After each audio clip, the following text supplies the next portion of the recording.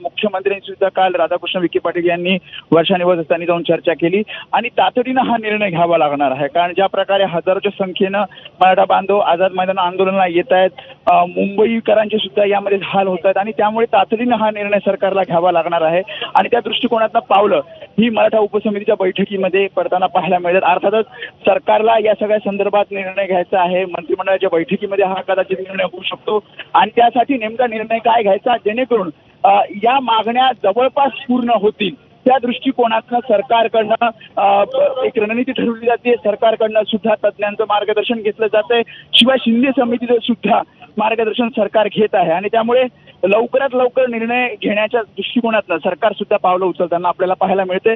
मात्र अजूनही सरकारकडून एकही प्रतिनिधी इथे आलेला नाहीये, कारण ठोस आश्वासन किंवा पुढची नेमकी सरकारची भूमिका काय हे अद्याप ठरलेली नाहीये।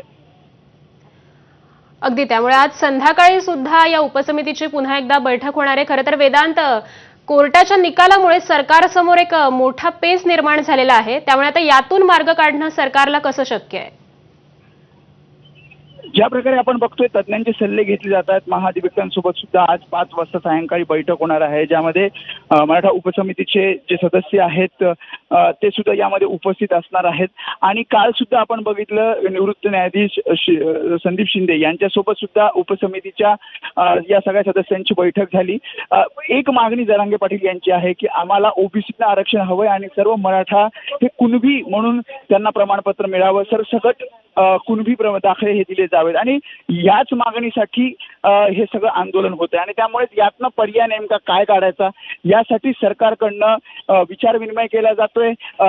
जसं आपण बघतोय की कोर्टाचे जे निर्णय आहेत त्यामुळे पेच निर्माण झालेला आहे आणि त्यातनं मग कुठला मध्यम मार्ग निघू शकतो यासाठीच या बैठकांवर बैठका सुरू आहेत। येत्या 2 दिवसात कदाचित या संदर्भात सरकार आपली भूमिका स्पष्ट करू शकतं किंवा या मागण्यांसंदर्भात कुठली तरी सकारात्मक पावलं ही सरकारकडनं उचलली जाऊ शकतात। अगदी वेदांत, खरं तर आपण बघतोय की एकीकडे राष्ट्रवादीची मंडल यात्रा सध्या थांबवण्यात आली आहे आणि दुसरीकडे अशा पद्धतीने सुप्रिया सुळे मराठा आंदोलनामध्ये जाऊन जे उपोषण करतात त्या मनोज जरांगे पाटील यांची भेट घेतात। या सगळ्याचे नेमके साधारणपणे अर्थ काय काढायचे?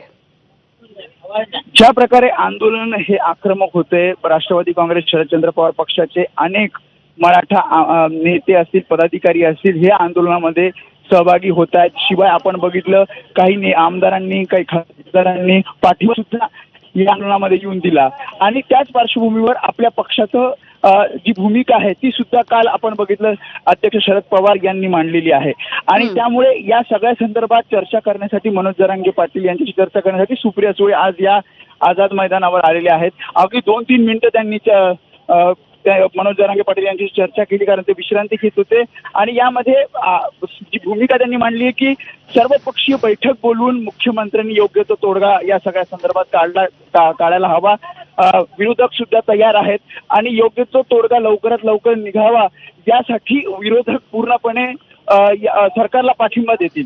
मात्र आपण ज्या प्रकारे बघतोय की हा प्रश्न सुद्धा विचारण्यात आला की ओबीसीतनं आरक्षण हे मराठ्यांना ओबीसीचं आरक्षण मिळावं का या संदर्भात राष्ट्रवादी काँग्रेसची भूमिका काय आहे त्यावर सुद्धा त्यांचं हेच म्हणणं आहे की सर्वपक्षीय बैठकीत जो निर्णय घेतला जाईल तो निर्णय योग्य ठरेल आणि त्यामुळे त्या दृष्टिकोनातनं मुख्यमंत्र्यांनी ही पावलं उचलली पाहिजे असं सुप्रिया सुळेंनी प्रतिक्रिया देताना म्हटलं।